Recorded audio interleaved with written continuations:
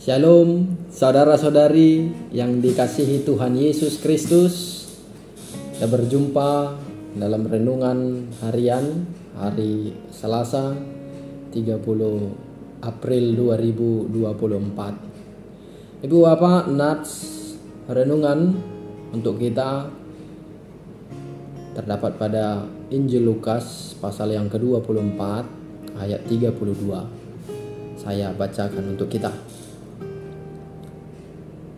Kata mereka seorang kepada yang lain, "Bukankah hati kita berkobar-kobar ketika ia berbicara dengan kita di tengah jalan, dan ketika ia menerangkan kitab suci kepada kita?" Demikian pembacaan firman Tuhan. Mungkin ada alasan-alasan tertentu yang membuat kita bersemangat penuh, atau seperti yang kata Lukas, berkobar-kobar. Hati kita berkobar-kobar. Bisa jadi hati kita berkobar-kobar karena sesuatu hal. Contoh mungkin karena rumah baru, kenaikan gaji, atau panen berlimpah, atau mungkin saja untuk para kalangan pemuda, hatinya berkobar-kobar karena baru jalan dengan si doi, atau baru ketemuan dengan doinya. Ibu bapak, saudara-saudari yang dikasihi Yesus Kristus, nats renungan ini menceritakan bagaimana dua orang murid Yesus yang saling berbicara mengenai Yesus, mengingat-ingat yang dikerjakan oleh Yesus selama hidupnya. Maka seorang dari mereka berkata demikian, seperti yang saya bacakan nats pada hari ini. Bukankah hati kita berkobar-kobar ketika ia berbicara dengan kita di tengah jalan, dan ketika ia menerangkan kitab suci kepada kita? Saudara-saudari yang dikasihi Yesus Kristus, hati yang berkobar-kobar dalam teks ini menggambarkan kegembiraan, semangat, membangunkan jiwa, membangunkan semangat para murid ketika mereka mengingat ajaran-ajaran Yesus dan juga segala yang pernah Yesus ucapkan berdasarkan kitab suci. Ada kepuasan tersendiri untuk mereka ketika mereka mendengarkan pengajaran dari Yesus. Ketika seseorang hatinya meluap dengan kegembiraan, semangatnya berkobar-kobar, maka dapat dipastikan ada satu kerinduan dalam dirinya mendengarkan firman Tuhan.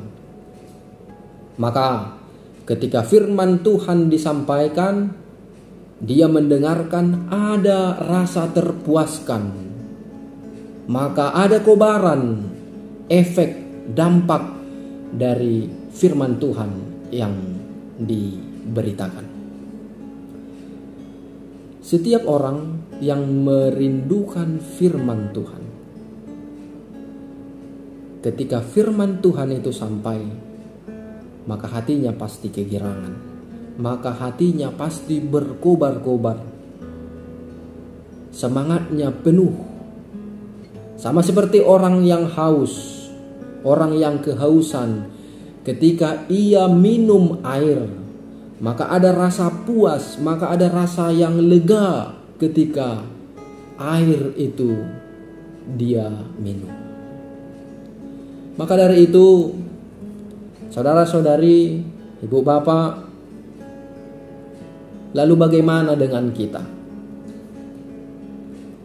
Apakah kita masih tetap bersemangat, tetap berkobar-kobar mendengarkan firman Tuhan, atau malah kita menjadi kesal atau kecewa? Seperti yang dikatakan, bukankah hati kita berkobar-kobar ketika Ia berbicara dengan kita? Ketika Tuhan menyapa kita melalui firman Tuhan, maka itulah puncak kegembiraan kita, puncak kobaran semangat yang menggairahkan kita untuk melakukan kehendak-Nya. Boleh saja hati kita berkobar-kobar karena hal-hal yang lain, seperti lulus PNS, dapat kenaikan gaji, atau bisa jadi si doi melamar kita. Tapi yang utama, ibu bapak, saudara-saudari, yang membuat hati kita tetap berkobar-kobar, tetap semangat adalah pengajaran firman Tuhan.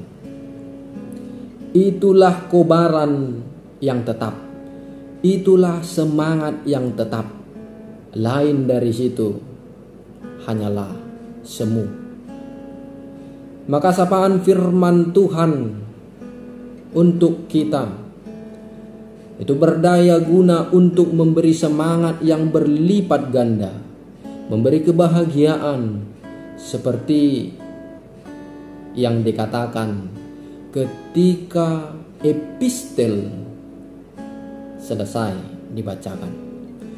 Berbahagialah orang yang mendengar firman Allah serta memeliharanya. Maka mari kobarkanlah semangatmu. Firman Tuhan yang bisa dan tetap mempertahankan semangat, kobaran hati kita untuk melakukan segala kehendak-Nya. Sekali lagi, berbahagialah orang yang mendengar firman Tuhan serta memeliharanya. Amin. Kita berdoa. Ya Allah Tuhan kami berterima kasih kepadamu atas sapaan firman-Mu.